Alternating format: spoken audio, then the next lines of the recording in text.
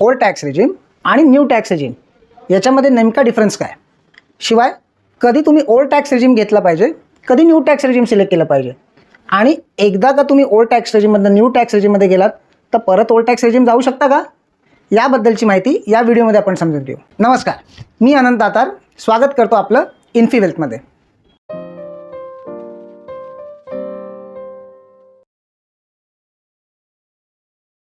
तुमचं old tax regime आहे आणि टॅक्स वाचवायचा आहे, ते सुद्धा वेल्थ क्रिएट करता वर आय बटनमध्ये तुमच्यासाठी एक महत्त्वाचा व्हिडिओ आहे. न्यू टॅक्स रेजिम ही बजेट 2020मध्ये सेक्शन 115 BAC हे नवीन सेक्शन इंट्रोड्यूस करून ॲप्लिकेबल करण्यात आले. न्यू टॅक्स रेजिम आणि ओल्ड टॅक्स रेजिममध्ये प्रामुख्याने डिफरन्स काय आहे, तर ओल्ड टॅक्स रेजिममध्ये मिळणारे डिडक्शन्स जसं की हाऊसिंग लोनचं इंटरेस्ट, तुमचं ATCचं डिडक्शन, ATDच्या अंतर्गत येणारं मेडिक्लेमचं डिडक्शन हे तुम्हाला नवीन टॅक्स रेजिममध्ये ॲप्लिकेबल नाही. मात्र as compared to old tax regime, new tax रेजिममध्ये तुमचं टॅक्स स्ट्रक्चर जे आहे ते खूप सोपं केलेलं आहे, जेणेकरून तुमचं टॅक्स स्लॅब्स हे वायडन केले आहेत आणि स्लॅब वाईज टॅक्स रेट हा सुद्धा कमी केला आहे. तर आत्ताच आलेल्या इंटरिम बजेट 2024मध्ये नेमके काय बदल झालेत न्यू टॅक्स रेजिमसाठी, तर फक्त एकच चेंज आहे, जिथे तुमचं 7 लाखापर्यंत गव्हर्नमेंटने तुम्हाला रिबेट दिलेलं आहे.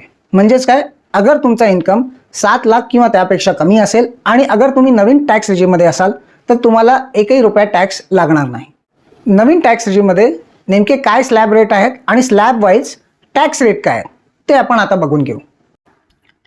न्यू टॅक्स रेजिममध्ये स्लॅब रेट कसे आहेत, तर पहिल्या 3 लाखापर्यंत काही टॅक्स नाही, 3 ते 6 लाख 5%, 6 ते 9 लाख 10%, 9 ते 12 लाख 15%, 12 ते 15 लाख 20% आणि 15 लाखावर इन्कम असणाऱ्यांसाठी 30% असे टॅक्स रेट आहेत.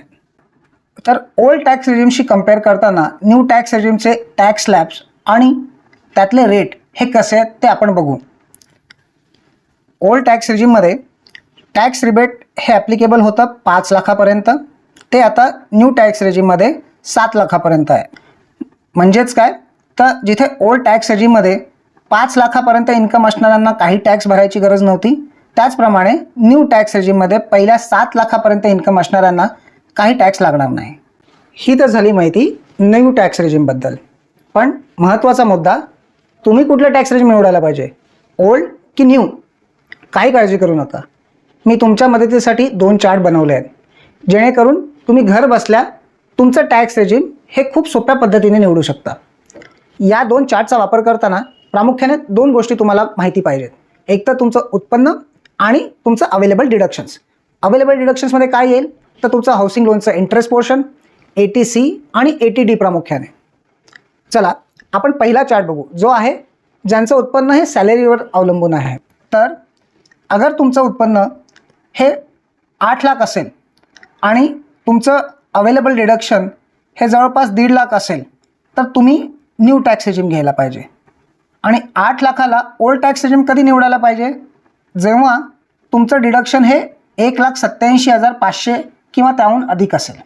आणि हा दुसरा चार्ट आहे ज्यांचं उत्पन्न बिझनेस किंवा अदर इन्कमवर अवलंबून आहे.